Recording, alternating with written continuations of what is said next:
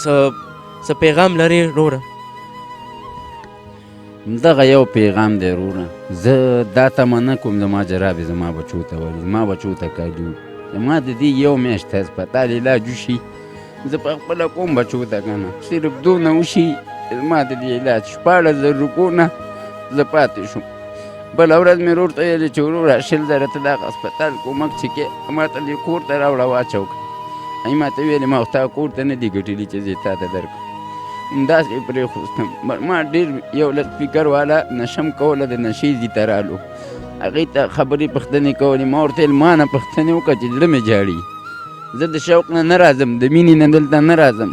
دې کې ډېر به داسې وي چې به د مینې پراته وي، ولې چې نه بیا پرېږدي. زه غواړم وایي مونږ ته غواړې چې مونږ ستا علاج وکړو، مالې څوک وایي چې زه علاج کول غواړم. زه دا ویم چې زه تاسو سره اوس فلحال زه ځم، زما کور ته مشکل نشته، یو ټلیفون دی زه هر ځای نه کولی شم. زه سوال و جواب کوم چې زه هسپتال کې داخل شوم، زما کونډه خور د هغې ته ټلیفون وکړئ چې هغه راشي تاسو سره دلته دا میاشت تېره کړي. الله سپیکر والا ډېر ویلې بس ته بېغمه اوسه، مونږ به تا علاج وکړو. دا درېیمه میاشت ته پته هم نه لګېږي. بس زه صرف د دې یو میاشت امید غواړم، په خوله مې هم نه جوړېږي ولې چې ځوان یم.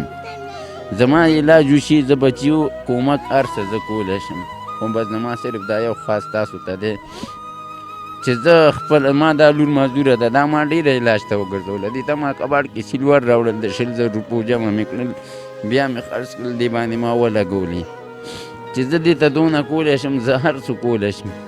خو زه مشکل دغه کیم چې زه دغه زنځیر او دا بېوسي ولې چې زما بچي ما ته ګوري جاړي. قدرمنو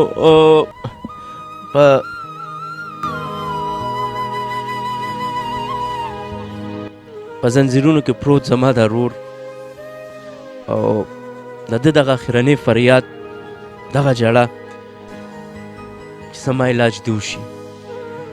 نو هم په دغه امید سره د دې کور وځمه، بیا درته یو ځل ویم